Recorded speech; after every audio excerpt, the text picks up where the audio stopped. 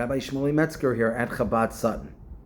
There's an entire genre within Chabad Hasidic philosophy where the Rebbes examine verses that have negative connotation and decipher from them encoded blessing.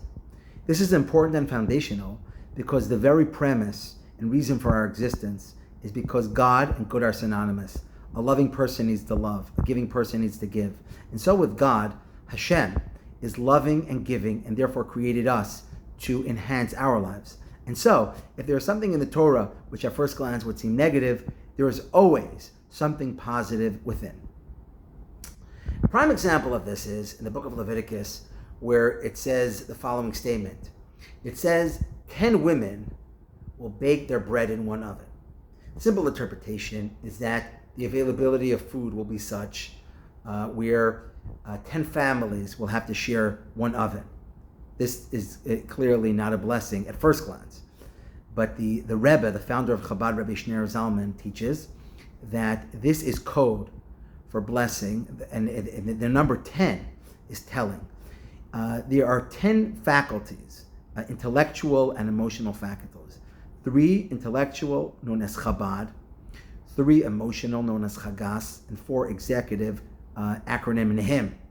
And so sometimes a person's fragmented. They have great ideas, but they can't feel, or they can think and feel, but they have poor executive functioning. And the blessing is that all your 10 faculties will bake in one oven. They'll all be together, they'll be baked together, and it will be blessing. You will not be fractured, you'll be a united person and united people. And the same is so with the book of Eicha, the book of Lamentations. It starts off, Eicha Yashva Badad. How is it that you are alone? And so, at first glance, it would seem negative, but if we take a closer look and we examine, compare and contrast to other verses where it says, Hashem Badad Yanchenu, Hashem alone guided you throughout the desert.